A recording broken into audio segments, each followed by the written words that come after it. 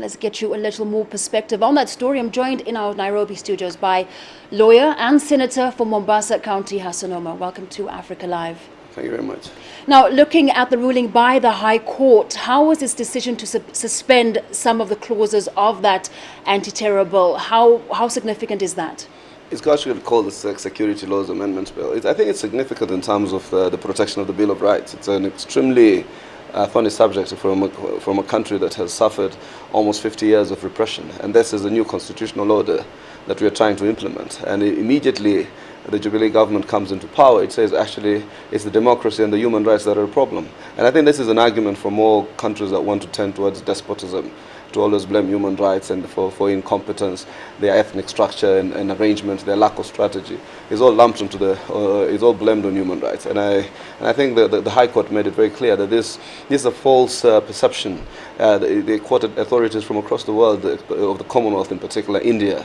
I think South Africa also has had very landmark human rights cases where you cannot suspend human rights at your convenience. You must fight terrorism with the Constitution in mind and being the guidance of whatever strategies that you employ. Now, this also isn't the first time that Kenya has tried to give its security entities more power. And does it not see an alternative? Because how is this expected to affect the army's power in this situation, especially in terms of curbing al-Shabaab? You see, I think what happens is that they refuse to shift the paradigms of security. The challenges are evolving, but the security machinery in this country doesn't seem to evolve. We're still in the very traditional structure, people with past practices. You know, the level and sophistication of the crimes is evolving. There's a social manifestation of terrorism, there's an economic manifestation of terrorism. It's not only securistic means. The United States tried to go heavy, they have failed, they've withdrawn from Iraq, they've ended their mission in Afghanistan. So you need to be more proactive. You need to equip the Somali National Army. You need to, look at a way in which you now, strategically disengage so that you don't mutate into an occupation force. So there are all these other mitigations that you need to look at, and we're too narrow and simplistic. And I wanted to give a broader context. Don't forget that I don't think the temptation of the Jubilee government was only to target security. Right now, some of these things that finally found themselves to law, a few sections have been bumped off. They're targeted on freedom of association, assembly.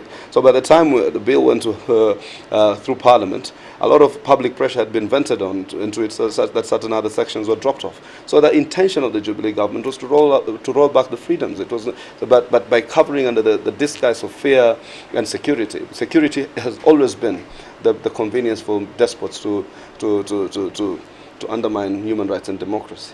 So what are the options for the Kenyan government then going forward, if not to increase the powers of security and also bring in these laws that would restrict freedom of expression, assembly, and that sort of thing? First and foremost, the court coalition, I had the principles today, the fact that they are going to restate that position. They have invited the Jubilee government for dialogue again, because we realize security must be a bipartisan approach. But secondly, I think they need to revamp strategy. They need to look at the social consequences or manifestations of insecurity. Challenge the narrative that goes that leads to radicalization and violent extremism. You need to now have a counter narrative. You need to look at these areas that apparently appear to be the breeding grounds of terrorism and say, what are we doing wrong? These are areas that have pride of marginalization, poverty, state excesses, exploitation of resources. And therefore, maybe you need to look at more humane ways of how to mitigate some of these fallouts. Because some of the youngsters who are joining the ranks of the Al-Shabaab are not just poor, they are fairly educated young people. So, and therefore, then there's the economic element. I think the Constitution provides quite some robust, devolution of resources, and I think we must make it complete so that people can start to have hope. And then, in the whole strategy, law is a reactive strategy, or law enforcement, and therefore it could form a part basis, but not the only basis, and then revamp, reorganize, reform the national security agencies in its totality, and depoliticize them, de-ethnicize them, so that then they are able to have the sophistication and capacity to respond to the current challenges. Now, just lastly, before we wrap up, are there any concerns that despite the High Court removing some of those clauses in this bill, that the Kenyan government would continue with random detainments like they did with Kasarani, for example? They've always been doing it. In fact, one of the things I kept saying in the whole debate is that they're already doing it. They're already using courts and in connivance with courts, holding people almost incommunicado for lengths of periods of times which is mind-boggling. So this is just an attempt to legalize that. It was to legalize it, and if you also do recall, some of the international media houses have run schemes of extrajudicial executions and all these kind of things, and I think it's just a validation. So I think we will not allow a state to now. In fact, what that bill demonstrated are things that they already do that now they're trying to put in a legal context. All right, thanks very much for your time this evening. We're speaking there to lawyer and senator from Mombasa County, Hassan Omar.